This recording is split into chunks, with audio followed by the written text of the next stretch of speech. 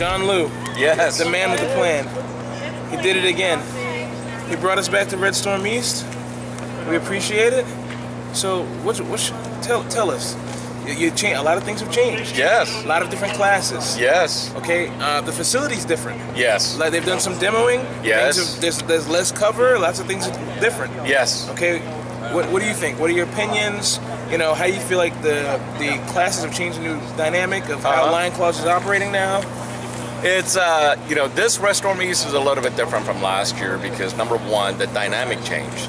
The AO, a lot of machineries were removed. Right. In the process of renovation, they are renovating the place. So that made certain areas open up more, and they also remove all the cardboards. Right.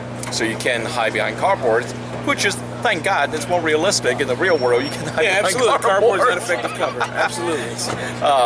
But going from 288 people to 468 people, dynamic change a little bit as well. You have the not so experienced people. Two folds. Number one, they're very happy.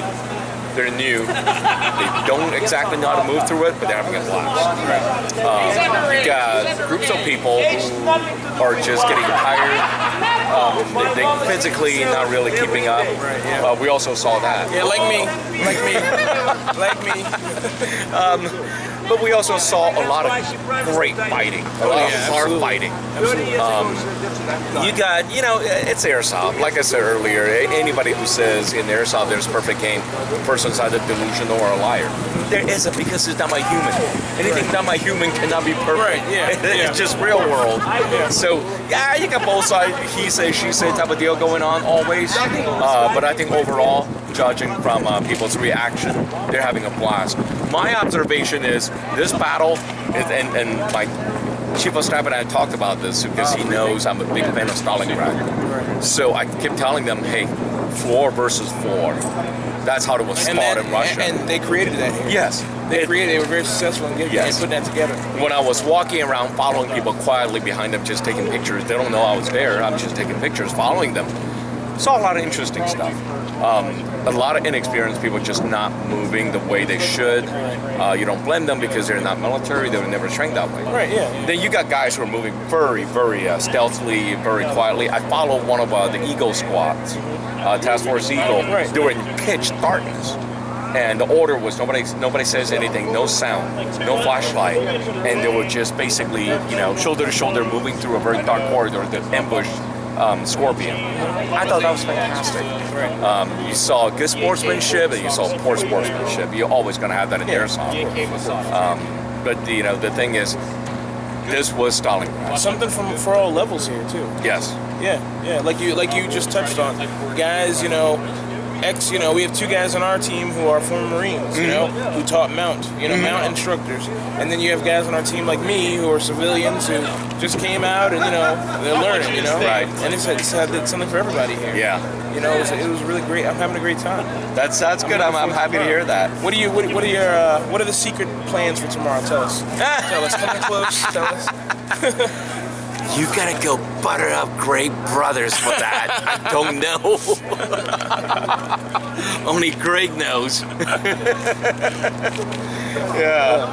John, it's a pleasure. I'm glad you were able to secure this location for us again. I hope that you keep working your magic so we can come back here.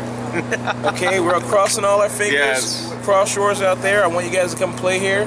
Don't be afraid to travel to ops. All right, like we always say. You miss great experiences like this when you don't travel, so definitely come and check us out. Our whole thing is, I spent over 28 years in tourism, and the way I find locations is would I pay to go? Right. If I don't want to pay to go, then I will not ask you to pay to go. Right. So that's why we work very hard in finding unique locations and to make sure that, that's Igor. He just had to come drink. Yeah. He found his beer.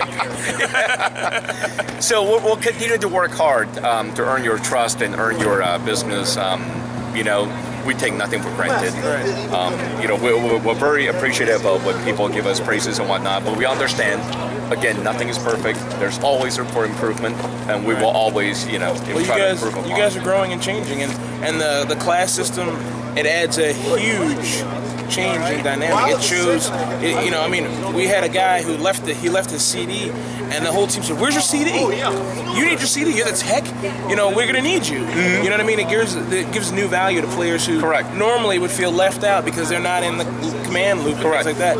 And it makes everyone accountable to certain tasks. Yes. It's a great system. It's a really good system. So it's a wonderful idea. Yes. And that, you know, I credit my chief of staff, Greg Brothers. Greg's been doing a fantastic job. Right. Yeah. Greg is great. Greg is a serious guy, but he is great. Don't mess with Greg. We'll break your legs. All right, John, I'm not going to hold you up. All right. I appreciate your time. Take care. All right, we'll talk to you tomorrow possibly. Okay. Just to get the follow-up, you know. Sure. What you think, okay? Okay. All right. Thanks a lot. Thank you. All right.